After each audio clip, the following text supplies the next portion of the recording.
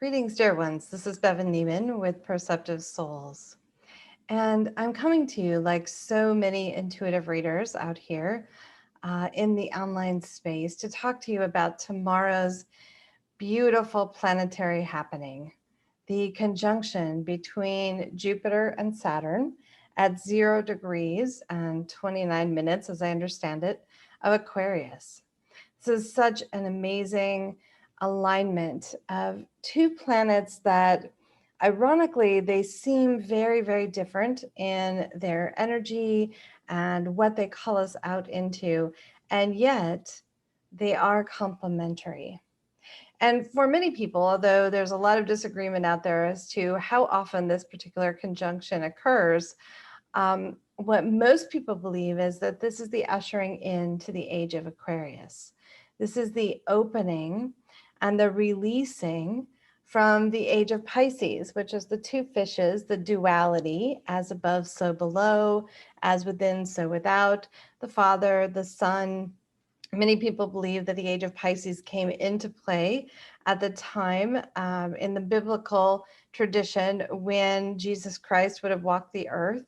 And now we are ready for a new way of being.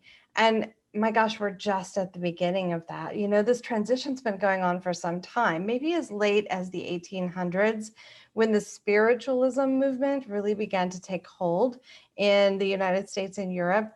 And of course, that is not to say that there hasn't been spiritual movements in other countries or other parts of the world. But in particular, the West began to open itself. The East had been, quite a bit farther along than we were for most of human history. But we here in the West began to open up ourselves to what this might look like, open ourselves to explore that which is beyond just our physical reality. And then, of course, in the 1960s, there was the hippie movement, feminism and civil rights, and so many things were going on, particularly here in the United States, but also across the world. And waves of those similar movements continue to burst onto the scene in different countries as we speak. And so I wanted to just give a few clear interpretations of how I believe this Jupiter-Saturn conjunction, what messages it has for us, what it's calling us into. So one of the ways that I receive intuitive messages appear to me in vivid dreams right before I wake up in the morning. And one of my recent dreams was both simple and spectacular. I had reverted to childhood. I was like this young girl sitting on the floor playing with building blocks. And my younger self started to construct this large, solid foundation, right? The blocks were close together and they were stable. It was a base that you could build upon, that you could, grow and expand higher. And then my excitement began to grow. I began to grow things on top of this. I constructed this really thin tower on top of the base. And I carefully set one block on top of the other, and I built it higher and higher until poof, it was really unbalanced. So it sort of listed over to the side and crashed down.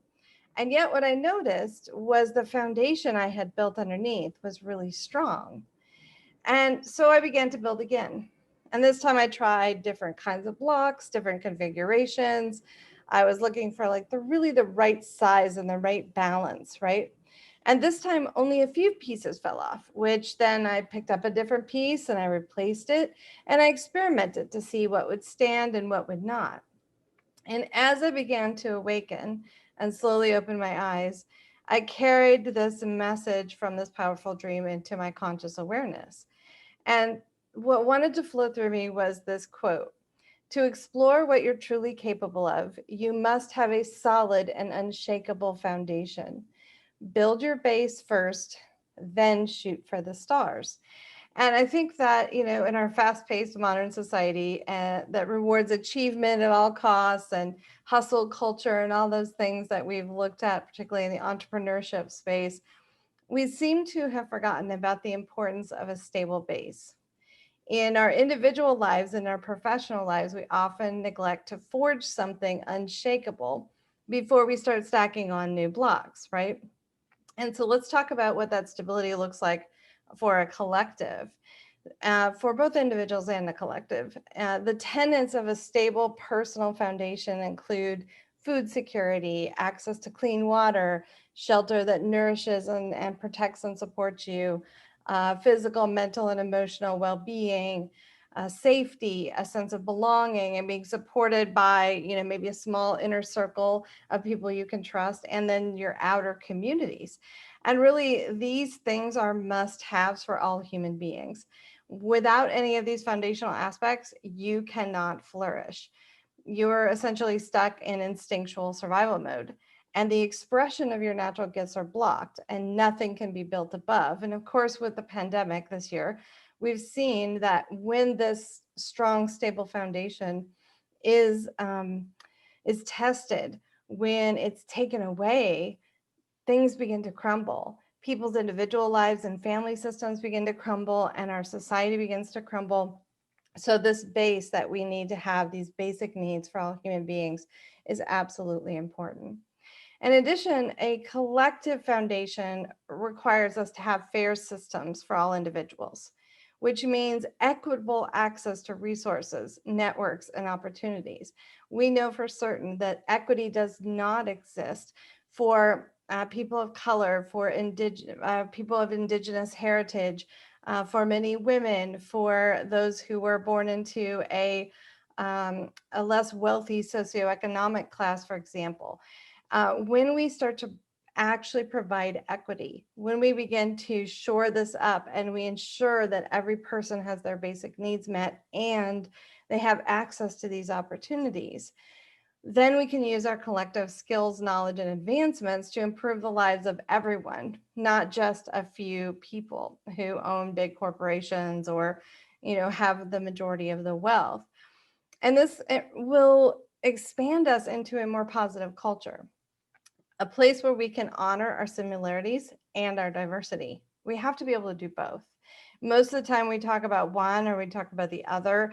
And a lot of times, of course, we prefer those people who have similarities to us because diversity brings up conflict. It brings up a need to learn how to listen, a need to be humble, a need to realize that different people are having different lived experiences beyond what you and I or anyone can understand. I don't understand everyone's lived experience, but I can respect it. I can honor it. I can listen. I can try to learn. I can try to support and nourish and uplift as much as possible. And it involves us developing a common vision for humanity's future. And we need to move forward together.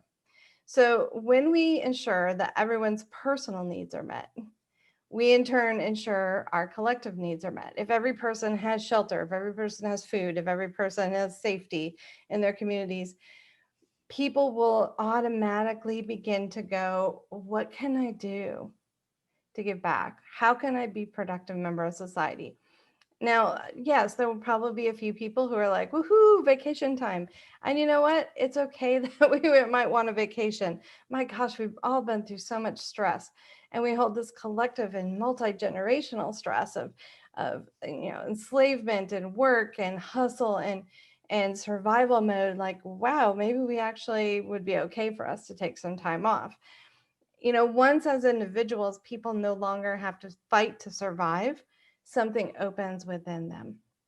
I think that it engenders hope and curiosity, and then the desire to lift themselves and others to new heights. So tomorrow, on December 21st, 2020, the planets Jupiter and Saturn will conjunct or align at a 0-degree alignment. And as I said, some people believe this is the threshold between the age of Pisces and the age of Aquarius, the age of dualistic, polarized thinking into the water bearer, where we're all in the same pot. We all flow from the same source. It's a realization of this. And we're ready as a human species. We're ready for this knowledge. So many people, particularly empaths and light workers and mystics, have been waking up across this planet for many, many years and preparing us for this time. So if we look at Jupiter first, Jupiter's ruled by Sagittarius. Yay, that's my moon. Love being a Saggy. Shout out to all of you Saggies out there. And it governs the expansion of our minds, a sense of optimism, long range travel, and philosophy. So we're looking at all of these things, like what are, philosophically speaking, how will we run our modern culture? Do we need nationalism anymore? Are we going to look at more of a global governance system and a global economy? Like, what does that look like? And, you know, so many aspects of our modern culture are influenced by Jupiter's energy right now. So let's talk about the mass spiritual awakening that's been taking place since the end of the Mayan calendar in 2012, 8 years ago. And the exponential advance of technology, it just like goes, you know, the speed of computer chips and those kinds of things, it just goes exponentially every couple of months, from my understanding, you know. And so it's just like expansion of that technology, that communication. And we have an active quest to colonize Mars and to build renewable vehicles that can take people in and out of space, which, by the way, is my largest bucket list item. I mean, can you imagine blasting off into the atmosphere, coming out, seeing the Earth as a whole? I mean, how humbling would it be to see all of our planet and all of humanity at one time? So these things that we have put before us are lofty goals and ideals, including my bucket list item.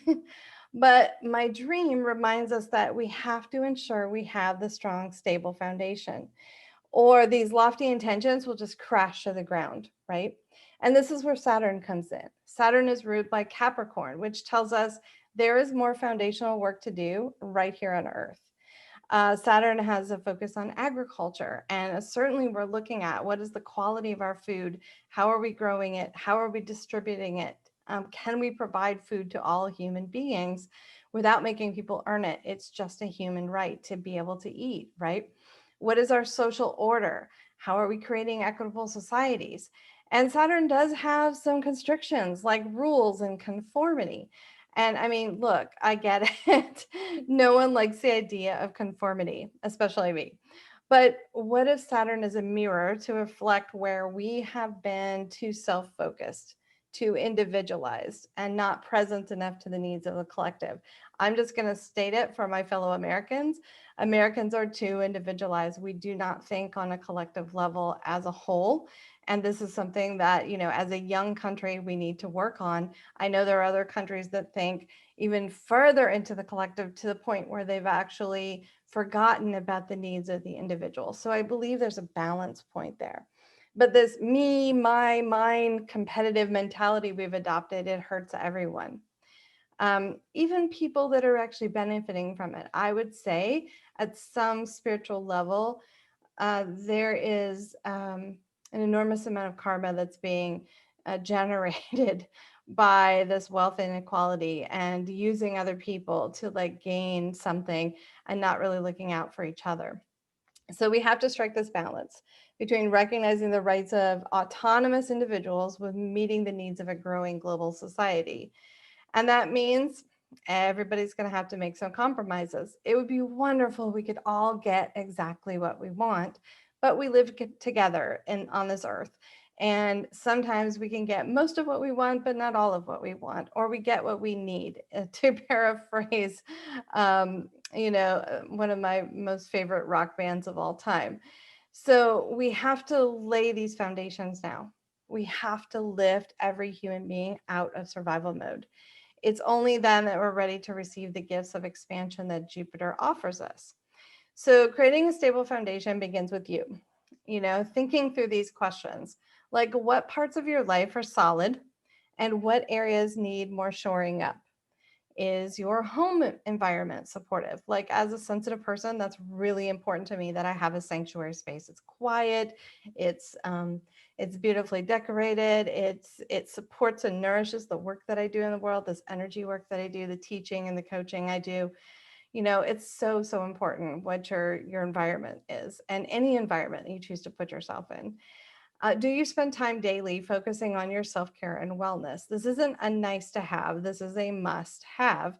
Empaths and mystics and light workers must take care of themselves just as a habit. Do you have healthy, loving, and reciprocal relationships you can count on? This is something that I really had to work on in my life. Business came much easier for me. Relationships were a little more challenging. And so I had to really get clear what kind of relationships nourish me and support me. Who do I want to connect with? And how do I want to show up in those relationships as well? Is your career fulfilling you mentally, emotionally, financially? Or do you just get up on Monday morning and go, oh my God, I can't believe I've got to go and do this job one more time? It's really important, and especially for sensitive souls, that we have work in the world that has a purpose and a meaning. And do you feel connected in communities with other like-minded people? Do you have other people that understand you, that accept you and honor you? And finally, are you in service to something larger than yourself? So this is that balance between getting your individual needs met and also realizing that we came here to contribute, that we didn't just come here to take resources and gather for ourselves, but we came here to give back. And we need to do that in a reciprocal exchange. Any small steps that you take to solidify your foundation will ripple out into the collective. Every other person in your life is watching you choose a healthy, fulfilled life and thinks, maybe I could do that too, right? And when you start to speak about and put out into words and vibrational alignment the future you desire for your children, for our planet, your voice matters. When you sing and you dance and you create and you laugh and you hope and you dream, everything changes. So this once in a lifetime planetary conjunction of Jupiter and Saturn offers us a powerful opportunity. Starting on 12/21/20, we will be learning how to integrate both energies, the foundational structural energy with the expansion, how to provide this sense of structure while also honoring our desire to fly, how to launch quests to the stars while simultaneously caring for our earthly home and all its inhabitants. You have everything you need to be stable and grounded, and you have everything you need to rise to untold heights. So my question, my friends, is what will you discover during this powerful December 21st conjunction? I thank you for being here. Keep an eye on this channel. You can click like and subscribe, which helps me to grow my reach, and it helps you to get connected with these messages when I develop them. Have a wonderful 21st. Have a beautiful winter solstice. Namaste, my friends.